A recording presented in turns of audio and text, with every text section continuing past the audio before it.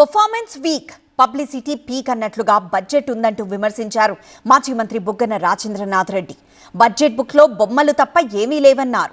Super six కు ఎంత ఖర్చు పెడుతున్నారనే దానిపై ప్రభుత్వం క్లారిటీ ఇవ్వలేదన్నారు. మాకు అర్థమైనది ఏమంటే ఎప్పుడు కూడా మీది పర్ఫార్మెన్స్ చాలా వీక్ ఉంటుంది, పర్ఫార్మెన్స్ చాలా పూర్, కానీ అసలు పబ్లిసిటీ మాత్రం పీక్లో ఉంటుంది అన్నమాట.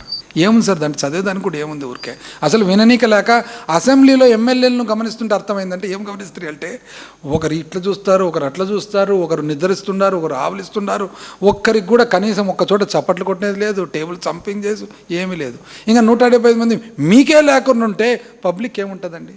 మీరు ఇచ్చినదంతా ఏమి ఓట్లు వేపించుకునేది సూపర్ 6 సూపర్ 7 మీద, కానీ ఇచ్చినదేమి అరాకురా. అందుకని దాని పేరు అర్ధ సిలిండరా పావు సిలిండర్ ఏం పెట్టాలి స్కీమ్ కొని పేరు. బస్సులు కొట్లాడుకొని బస్సుల కింద, లిమిటెడ్ బస్సుల కింద 20 లక్షల మంది పిల్లలను తగ్గిస్తారు. మిగతా ఎక్కడ ఉన్నాయి? ఆడవాళ్ళకి నెలకు 15, నెలకు 15 ఎక్కడ బా? రైతులకు 20 ఎక్కడ బా?